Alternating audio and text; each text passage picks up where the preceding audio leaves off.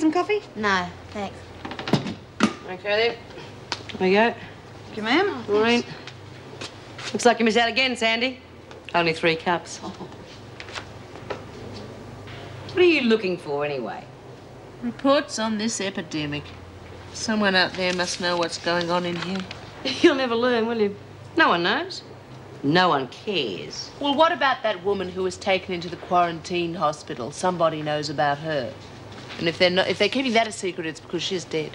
Hey, quick, Fletcher's coming in. Let's put this away before he confiscates the bloody lot. You say anything, you'll be sorry.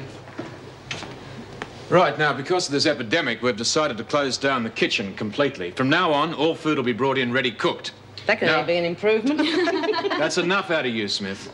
Now, I'm looking for a volunteer to take food to the prison hospital. How about you, Hamilton? Me?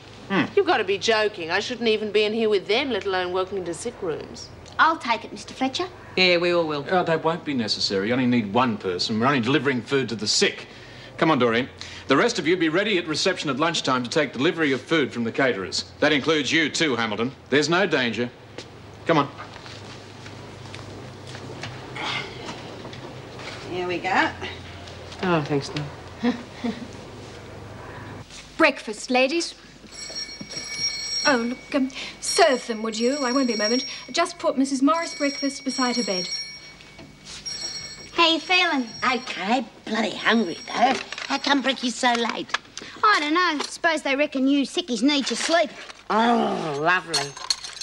Oh, it's cold. What did you expect? I had to carry it all the way from the main gate, and you should have seen what we had for breakfast. Lumpy porridge without sugar. Doreen, there's something I want you to get for me from my cell. What is it? It's like in a small screw-top coffee jar with something in it that looks like boiled greens. What do you want it for? It's medicine. Doctor said you're not allowed to have that medicine. Will you shut up, Lizzie? Well, why don't you have some of the doc's medicine? Because it's no good. Go over and try and wake Mrs. Morris. What for? Look, tell her you've got her breakfast. But the nurse said that Doreen, would you do it?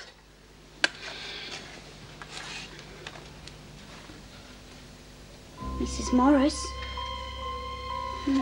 Shake her harder. Mrs. Morris? Now, you will never wake her. She's in a coma. She'll be dead within 24 hours.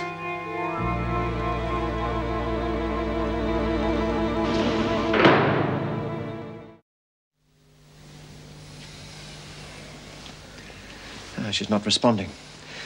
Just about confirms that it's not typhoid. The question is, what the hell is it? You'd better put her on a drip, get some nourishment into her. Yes, Doctor. I'll check with the hospital, see if the tests have shown up anything. She's going to die, isn't she? Not if I can help it. Although you look as though you'd be glad if she does. Hardly the attitude for someone who calls herself a healer. I could heal her if you'd let me. No. Sister Haynes, if you hear one more mention of Mrs. Randall's miraculous cure, let me know. I'll have one of the solitary cells turned into a ward, and we'll send her up there.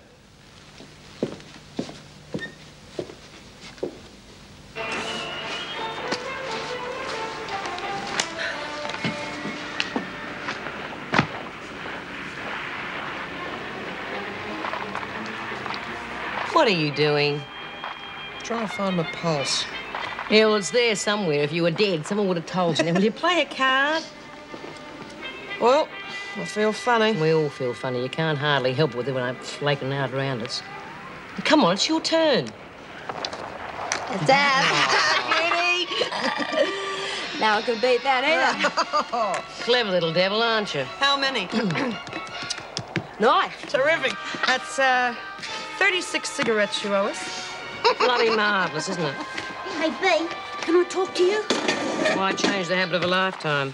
Well, it's about Evelyn. She wants me to smuggle some medicine into her when I take the lunches. Do you reckon I should do it? What medicine? Some stuff from her cell. No, don't do it. But I've got to do something, because Mrs. Morris is dying. Who says she is? Evelyn? Oh, and she'd know, of course. Well, it might be worth a try, B. No. B's right. If something went wrong, then Doreen could be up on a murder charge. Yeah. But what if Mrs. Morris dies anyway? Look, I said no. Now, will you shove off? I'm trying to play cards. Right, come on, Jude, it's your lead. I'm going to try and win those cigarettes back somehow. Wanna bet? Well, your temperature's normal. Though your pulse is a little fast, I'll give you something. Does this mean I've got that plague? It is not the plague, Miss Hamilton. You're just overwrought. I'll give you a mild tranquilizer. Oh, I don't want a tranquilizer. Look, I'm sick. I want to get out of this place. That's impossible. You could spread the disease. Then I am sick. You are not sick, just distraught. Now, you take a few of these pills and you'll Look, find... I don't want them. Trouble, Dr. Granger? Mrs. Davidson, I want to get out of here. That's impossible. I've already told her that. Well, then I'm going to make a phone call. Wait outside. I demand to make a phone call. Wait outside.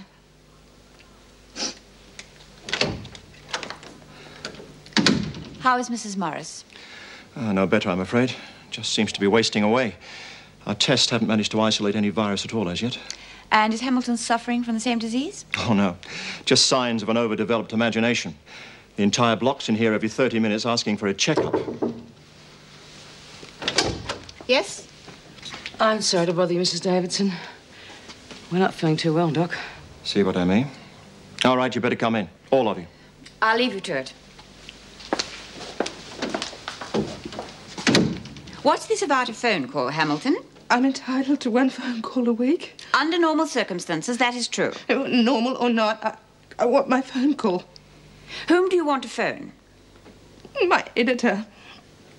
Somebody's got to know what's happening here.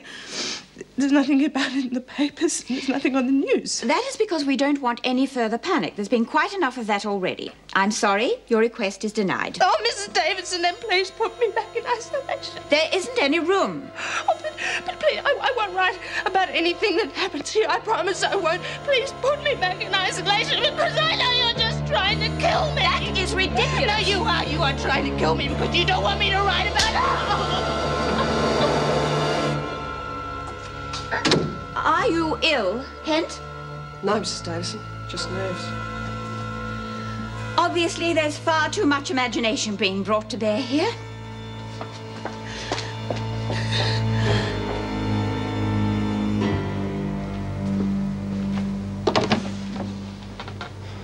You all right?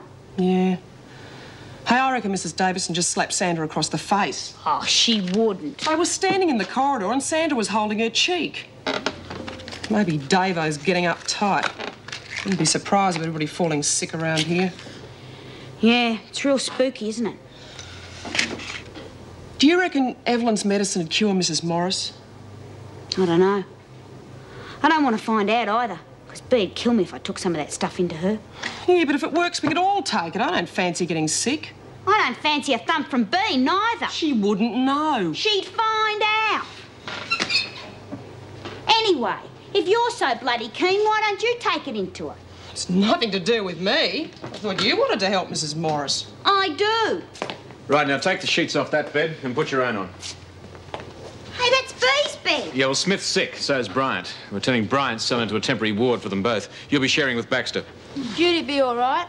Yes, I should think so. If Bea and Judy are both sick, we're bound to get it. Yeah. We gotta try Evelyn's medicine now. Bea can't stop you if she's sick. It's up to you, Dor.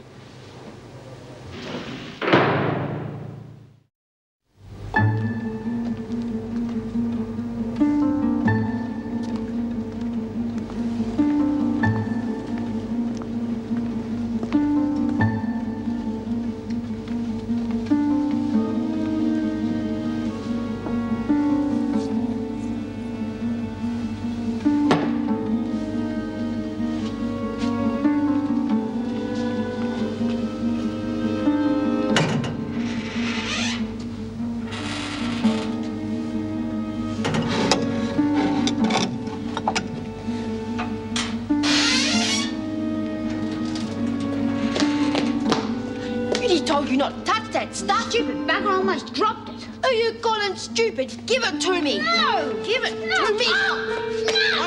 No! Get off me! You big... Get off! Baxter! Baxter, will you cut that out? Now, what's going on?